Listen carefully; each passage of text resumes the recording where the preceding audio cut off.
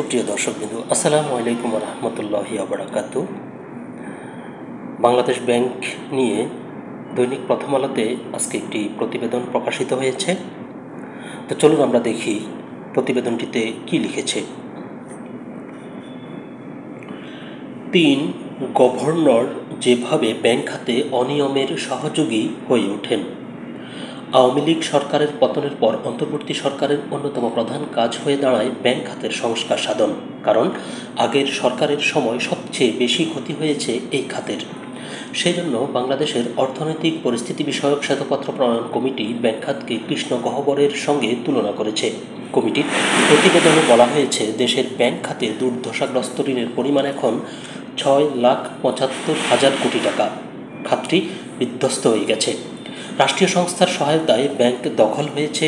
একটি ব্যবসায়ী গোষ্ঠীর হাতেই 7টি ব্যাংকের নিয়ন্ত্রণ তুলে দেওয়া হয়।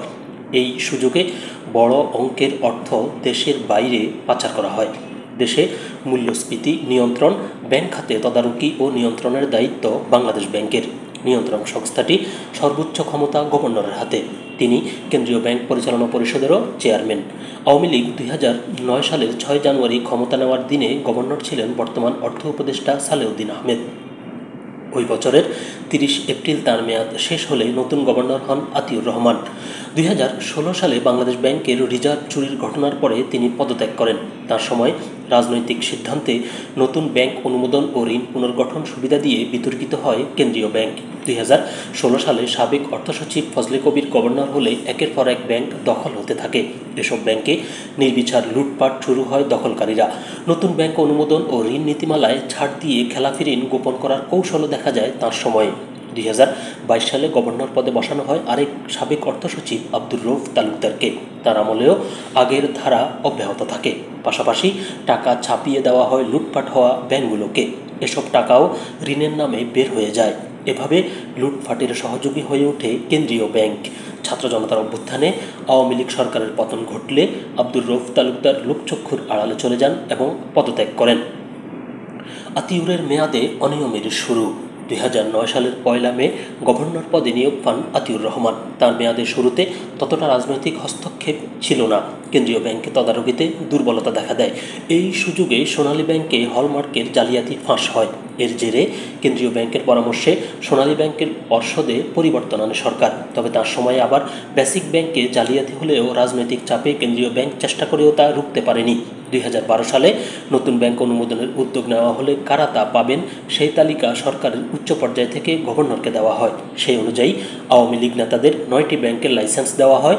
2015 সালে আওয়ামী লীগ সভানেত্রীর বেসরকারি উন্নয়ন বিষয়ক উপদেষ্টা সালমান এফ রহমানের এক চিঠির পরিপ্রেক্ষিতে ঋণ পুনর্গঠন সুবিধা দেয় কেন্দ্রীয় ব্যাংক। তখন সুবিধা পায় Beximco, MR group, SA group, Ratanpur group, Keya group, Jamuna, Thermex, Sikder, Abdul Monem ও এনএনটেক্স গ্রুপ। তখন কেন্দ্রীয় ব্যাংকের নিয়ন্ত্রণ নিয়ে বড় প্রশ্ন ওঠে। ওই সময় যুদ্ধ অপরাধীদের বিচার শুরু হলে ইসলামী ব্যাংকে পরিবর্তনের দাবি ওঠে। তখন সেই পথে না গিয়ে আতিউর রহমান 4 স্বতন্ত্র পরিচালক দিয়ে ব্যাংকটির তদারকি জোরদার করেন। ফলে তার মেয়াদে রক্ষা পায় ইসলামী ব্যাংক। তবে আত্মপ্রচার তাকে বিতর্কিত করে। এ নিয়ে আতিউর রহমানের বক্তব্য জানা সম্ভব হয়নি। তার ফোন বন্ধ পাওয়া গেছে। ব্যাংক দখল ও লুটপাট কবিরের মেয়াদে।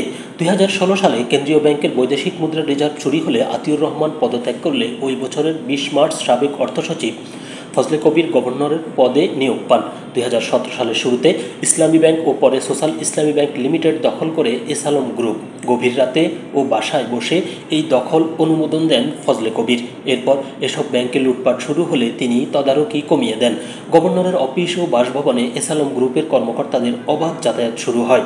কেন্দ্রীয় ব্যাংকের ডেপুটি গভর্নর নিয়োগ ও কোন বিভাগে কারা দায়িত্বে থাকবেন তাতেও হস্তক্ষেপ শুরু করে গ্রুপটি। ফলে কেন্দ্রীয় ব্যাংকের কর্মকর্তারাও বিভিন্ন পদের জন্য এস আলম গ্রুপ নির্ভর হয়ে পড়ে। পাশাপাশি রাজনৈতিক বিবেচনায় আবার একাধিক ব্যাংক অনুমোদন দেওয়া হয়।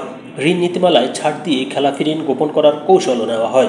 সুদের হার 9% আটকে রেখে ব্যবসায়ীদের সুবিধা দেওয়া হয়। এতে পুরো নিয়ন্ত্রণহীন হয়ে পড়ে ব্যাংক খাত। এ সময় ব্যবসায়ীদের চাপে ফজলে কবিরকে গভর্নর পদে রাখতে আইনে পরিবর্তন আনে সরকার। এ নিয়ে জানতে ফজলে কবিরের সঙ্গে যোগাযোগ করা হলে তিনি প্রথম আলোকে বলেন, এসব পুরনো কথা, এ নিয়ে কথা বলবো না।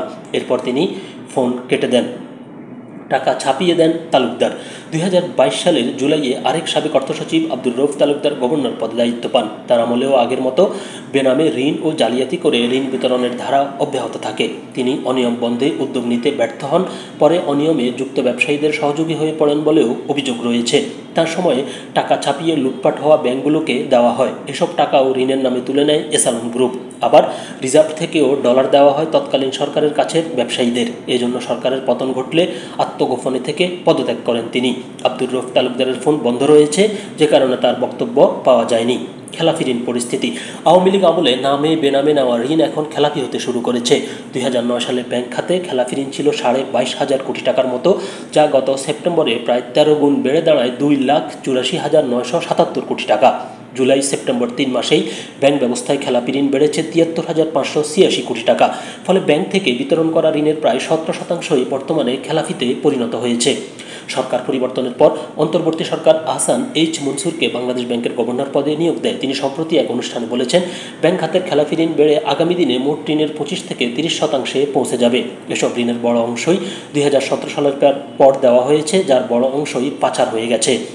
সম্প্রতি ব্রিটিশ গণমাধ্যম ফিনান্সিয়াল টাইমসকে দেওয়া এক সাক্ষাৎকারে আহসান এস মনসুর বলেন, সামরিক গোয়েন্দা সংস্থার সহায়তায় কয়েকটি ব্যাংক দখল করার পর এসালন গ্রুপের প্রতিষ্ঠাতা ও চেয়ারম্যান মোহাম্মদ সাইফুল আলম ও তার সহযোগীরা ব্যাংক ব্যবস্থা থেকে অন্তত 10 বিলিয়ন বা 1,000 কোটি মার্কিন ডলার বের করে নিয়েছেন। তারা প্রতিদিনই নিজেদের নামে ঋণ অনুমোদন করেছেন। এসব ব্যাংক দখল করে আনুমানিক 2 লাখ কোটি টাকা দেশ থেকে পাচার করা হয়েছে। জানা গেছে, এসালন গ্রুপ একাই ইসলামী ব্যাংকের দেওয়া মোট ঋণের প্রায় অর্ধেক বা 73,000 কোটি টাকা, ইউনিয়ন ব্যাংকের ঋণের 64% বা 18,000 কোটি টাকা, ফার্স্ট সিকিউরিটি ইসলামী ব্যাংকের 60% বা 35,000 কোটি টাকা ও গ্লোবাল ইসলামী ব্যাংকের 90% নিয়ে গেছে। একইভাবে সোশ্যাল ইসলামী ব্যাংক, জনতা ব্যাংক, রূপালী ব্যাংক এবং ইউসিবিতেও গ্রুপটির ঋণ রয়েছে। এদিকে সাবেক ভূমিমন্ত্রী সাইফুজ্জামান চৌধুরী ইউসিবি থেকে, সাবেক প্রধানমন্ত্রীর উপদেষ্টা সালমান এফ রহমান আইসি ব্যাংক থেকে, শিকদার পরিবার ন্যাশনাল ব্যাংক থেকে বড় অঙ্কের অর্থ তুলে নিয়েছে। এসব ঋণ খেলাপি হয়ে পড়ছে। ধন্যবাদ সবাইকে, ভালো থাকবেন, সুস্থ থাকবেন।